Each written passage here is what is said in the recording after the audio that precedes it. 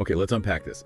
You open your fridge, you just bought a beautiful bunch of spinach maybe a few days ago, and now it's looking, well, like it's staged a dramatic desert escape.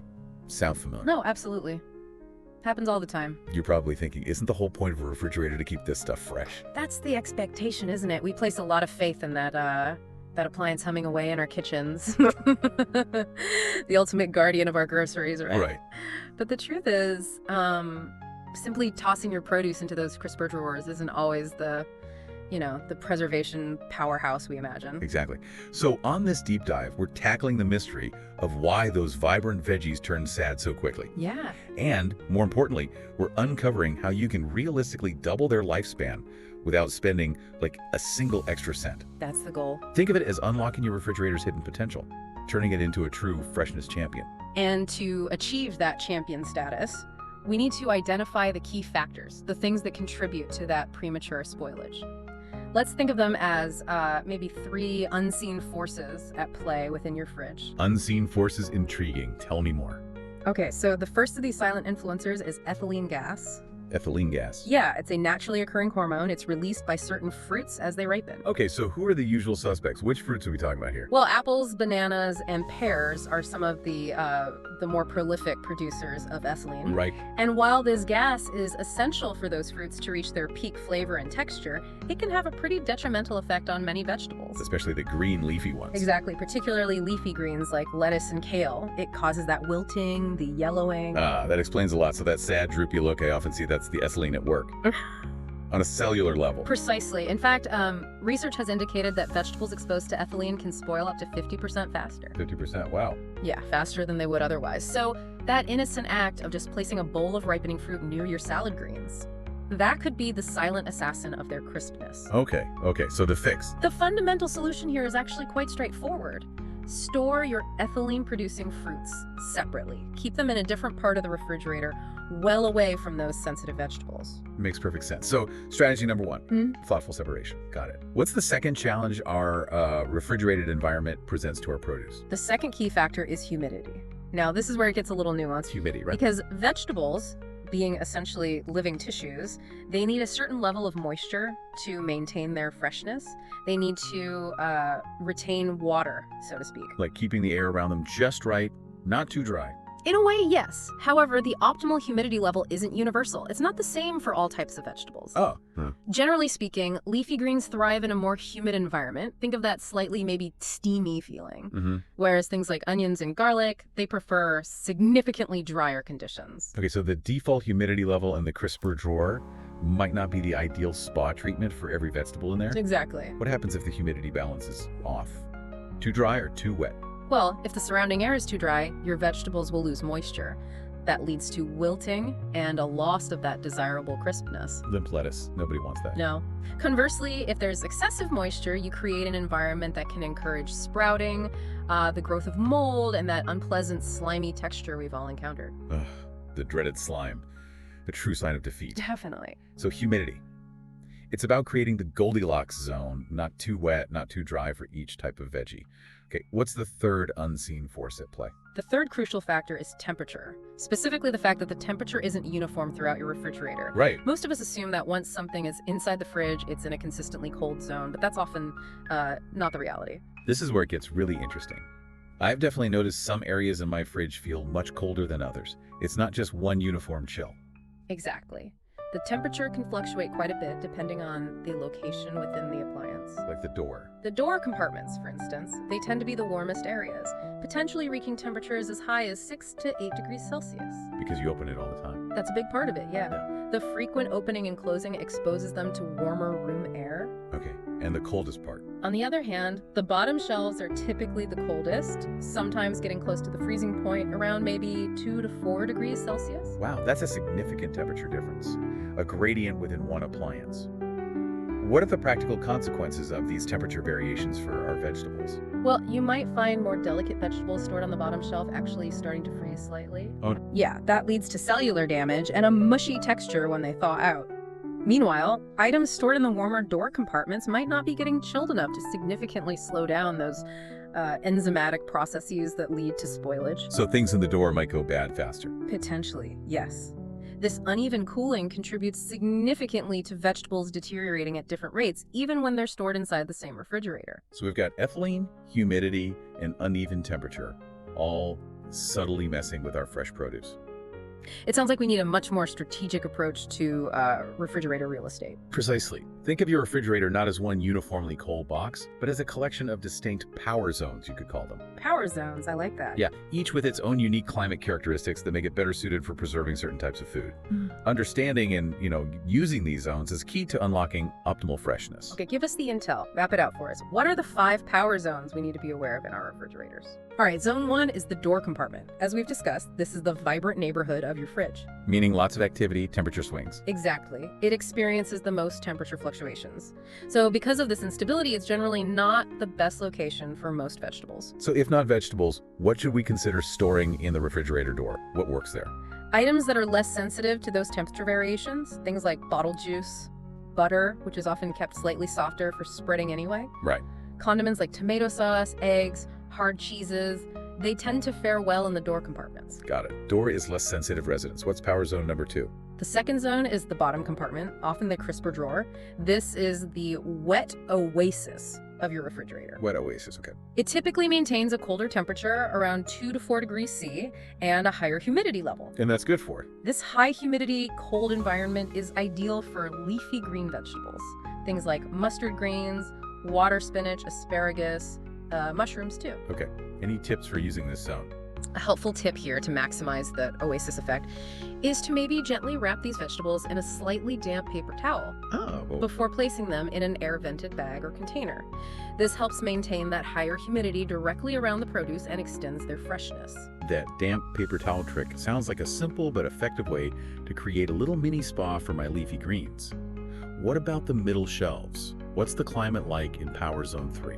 The middle compartments, generally ranging in temperature from 3 to 5 degrees C, represent what we can call the balanced land. Balanced land's nice. This area typically offers the most stable and consistent temperature within the main section of your refrigerator. So it's steady Eddie in the middle. Who are the happy inhabitants of this stable zone? The zone is well suited for more delicate items that still need refrigeration, but don't need that intense cold or high humidity of the bottom drawers. Like what? Think of things like strawberries, blueberries, maybe peeled carrots, broccoli, stuff like that. A useful tip for this area is to place a layer of paper towels underneath the storage containers. It helps absorb any excess moisture that might accumulate and prevent spoilage. Excellent. So, door for certain items, bottom for the leafy crowd, middle for berries and some other prepared veggies. What are the final 2 power zones we need to understand? Okay, the 4th zone is the freezer. We can aptly describe this as the permafrost zone. Right, super cold. Operating at a frigid minus 18 degrees C. At this extremely low temperature, the activity of spoilage-causing microorganisms is essentially halted, stopped in its track. The ultimate timeout corner for food. What kind of vegetables lend themselves well to stay in the freezer? Prepared vegetables, things like blanched and cut green beans or corn kernels, frozen fruits, even some herbs and spices can be successfully stored in the freezer for extended periods. You mentioned blanching. Yes, a critical step for freezing vegetables properly is to blanch them briefly in boiling water, then immediately plunge them into ice water before freezing. Why is that important? Well, this process helps to deactivate enzymes that can degrade their quality over time. It preserves their color, flavor, and nutritional value much better. Blanching and cooling, a crucial step before the big freeze. Good to know. And the 5th and final power zone. The 5th and final zone is the cooler compartment if your refrigerator is equipped with one. Not all have them. Sometimes called a meat drawer or deli drawer. Exactly. This super cold paradise typically maintains a temperature very close to freezing, between 0 and 2 degrees Celsius. That's seriously icy. What's the primary purpose of this ultra cold zone? It's primarily designed for the short-term storage of fresh meat and seafood. Okay. The near-freezing temperature significantly extends their freshness and inhibits the growth of bacteria. It's also important to note this compartment is usually located at the very bottom. Right, I've noticed that. To prevent any potential drips or cross-contamination of other foods, particularly your vegetables stored above. Safety first. Absolutely. So we've mapped out our fridge into 5 distinct climate zones. Now, I know I've definitely made some questionable food pairing choices in the past. Tell us about these couples that really shouldn't share a refrigerator, foods that hate each other. Yes, this is where understanding those unseen forces we talked about earlier becomes particularly relevant. Ethylene again. Let me guess. Apples and lettuce. A classic example, storing apples or bananas in close proximity to leafy green vegetables. The significant amount of ethylene gas released by the ripening fruits will dramatically accelerate the wilting and spoilage of the greens. Or keep them separate. Simple solution. Provide each with their own dedicated storage space, ideally in different power zones if possible. Yep, I've definitely been guilty of that fruit next to salad crime. What's another common refrigerator relationship that's doomed from the start? Potatoes and onions, another pair that don't get along well in close quarters. Why's that? Onions release moisture, which can encourage potatoes to sprout prematurely. So what's the fix? Not the fridge for them. The optimal solution here is to store potatoes in a cool, dark, and dry environment outside of the refrigerator altogether. A pantry shelf, maybe? Okay. And onions also prefer a dry, well-ventilated spot, typically also outside the fridge, unless your kitchen environment is particularly warm and humid. Okay, potatoes and onions need their separate, out-of-fridge sanctuaries. Got it. What about tomatoes? I automatically reach for the fridge with those. Feels wrong not to. I know, it's instinct. Yeah. But tomatoes actually experience a decline in quality when refrigerated. Really? The How? cold temperatures can diminish their flavor and lead to a less appealing, somewhat mealy texture. Mealy tomatoes. Exactly. Yeah. They are best stored at room temperature to maintain their optimal taste and texture. Think of it as allowing them to bask in their natural, non-chilled glory. Good to know. I'll grant my tomatoes their counter freedom from now on. Any other food feuds happening behind my refrigerator door? Well, carrots and dry air are not friends. If carrots aren't stored in an environment with sufficient humidity, they can quickly lose their crispness and become limp. Floppy carrots. Yeah, hate that. The solution is to replenish their moisture.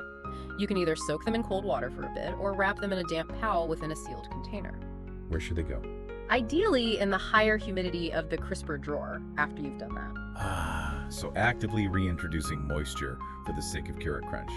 And one more problematic pairing to be aware of. Cucumbers. They can be surprisingly sensitive to excessive cold, particularly temperatures consistently below 4 degrees Celsius. What happens to them? They can develop water damage, leading to soft spots and a generally unpleasant texture, like kind of mushy. Okay, so where should cucumbers live? It's best to store them in the slightly warmer middle compartment of the fridge, or just plan to use them relatively quickly after purchase. Don't let them linger in the coldest part. This is like a refrigerated reality show with dramatic uncoupling.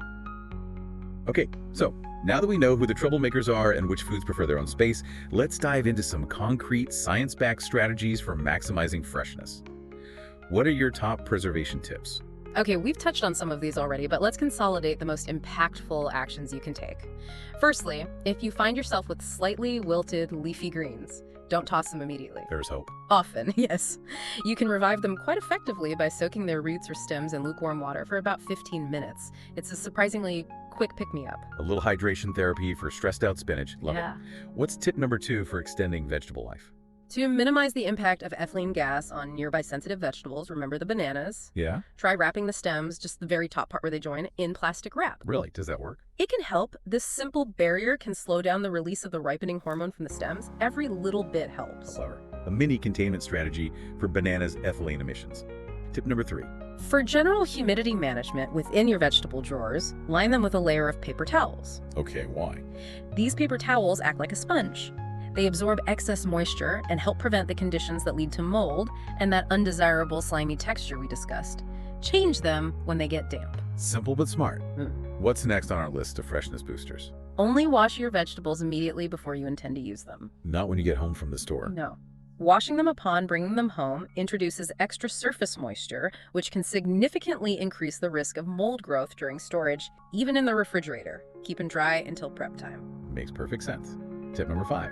If you're storing root vegetables like carrots, beets, or radishes that still have their leafy tops attached, Yeah. make it a habit to cut the leaves off before refrigerating. Oh, really? Why's that? Those leaves continue to draw moisture and nutrients from the root, causes it to wilt and deteriorate more quickly. Removing them concentrates the resources in the part you actually want to eat. That's a great tip for maximizing the longevity of those root veggies. Smart.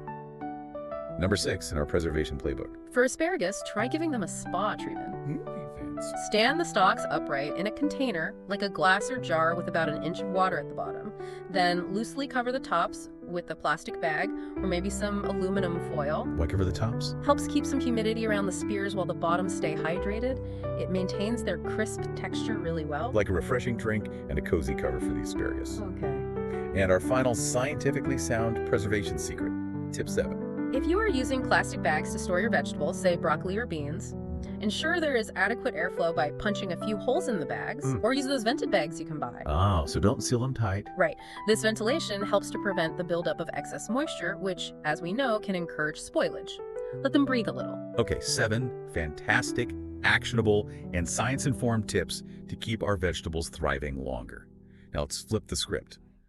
Are there any foods that we commonly store in the refrigerator that actually fare better outside in the ambient air? Absolutely. We've already highlighted tomatoes, Right? but potatoes are another really common item that often gets relegated to the fridge unnecessarily. We mentioned sprouting near onions, but any other reason? Yes. The cold temperatures can trigger the conversion of their starches into sugars. This can negatively impact their taste and texture, particularly when they are cooked. Makes them sweetish, sometimes brown faster when fried. Ah, okay.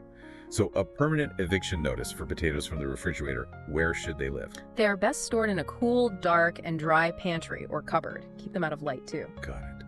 What else should we consider keeping out in the world of room temperature? Onions and garlic, as we touched on, they are prone to sprouting in the humid environment of the refrigerator. They also prefer a cool, dry, and well-ventilated location outside of the fridge, maybe in a basket on the counter, away from the potatoes. No more chilly confines for onions and garlic. What about our fruity friends? Any others besides tomatoes? Unripe avocados. They definitely need warmth to properly ripen. Ah, yeah. Fridge stops that cold. Exactly. Placing them in the refrigerator will significantly slow down or even halt the ripening process.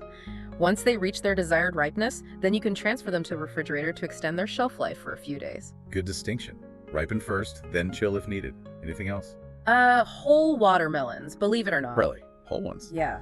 Research suggests they actually retain their beneficial antioxidants at a higher level when stored at room temperature. Wow. Once a watermelon is cut, however, it definitely should be refrigerated to prevent spoilage. Big difference between whole and cut. Interesting. So sometimes the warmth of the counter is actually the preferred preservation method. Now we've covered where to put things, how to store them. What are the order in which we should be using our fresh produce? Yes. That's where the fundamental principle of FIFO comes into play. FIFO. First in, first out. It's a remarkably simple yet incredibly effective strategy for minimizing food waste and ensuring you're enjoying your produce at its best. FIFO sounds like basic organization, but how do we practically implement this in the often chaotic environment of our refrigerators? It can get messy in there. It can, but the core of FIFO is simply being mindful of when you purchased your groceries. Okay. A helpful practice is to maybe jot down the purchase date directly on the storage container or bag. Use a marker. Good idea. Then, when you're putting away new groceries, consciously place the older items in front. Make them the first things you see and are likely to reach for. Move the old stuff forward. Exactly, and make it a regular habit, perhaps once a week when planning meals or before shopping, to quickly scan the contents of your refrigerator. Identify any produce that needs to be used up sooner rather than later. Date it, front it, check it. A simple mantra for minimizing waste. Love that. So for someone listening to this and maybe feeling slightly overwhelmed by all these tips, It doesn't seem like a lot at first. yeah, what's a quick, actionable plan they can implement right away, like today, to start transforming the refrigerator into a freshness fortress? You can make significant strides in about, say, 15 minutes. Seriously. 15 minutes, okay, break it down.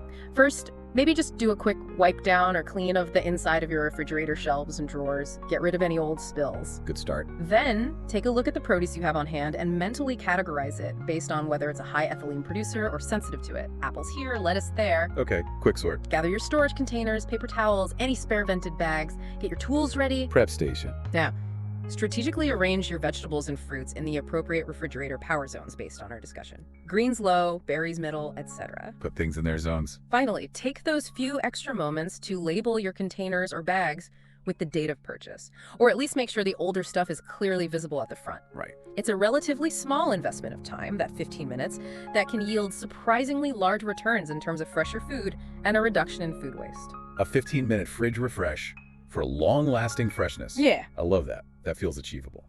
So to bring it all together, what's the key message you want listeners to take away from this deep dive into refrigerator organization? I think the fundamental insight is that effective food preservation within your refrigerator is far more than just about maintaining a cold temperature. That's just the baseline. It's more complex. It's a nuanced process, yeah. It involves understanding the specific needs of different types of vegetables and fruits and the varied environmental conditions, the different zones that exist within your appliance. Right. By paying conscious attention to factors like ethylene gas production, humidity levels, and those temperature zones, you can dramatically extend the freshness, the flavor, and the nutritional value of your produce. Absolutely. And these aren't just some like overly complicated techniques, right? They're based on scientific understanding Pretty straightforward science, yeah. and practical application. And they ultimately translate into saving money, reducing unnecessary food waste, Yeah. huge, and allowing you to truly savor the goodness of fresh food for longer. That's the goal. Better food, less waste. So for you tuning in, which of these refrigerator strategies surprised you the most? Was it the tomatoes, the bananas, the zones? We'd love to hear your thoughts. Yeah, definitely curious. And if you have any tried and true food preservation secrets of your own, please share them in the comments.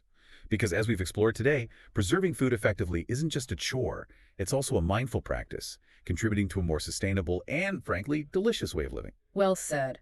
It's about being smarter with our resources. Thanks so much for joining us on this deep dive.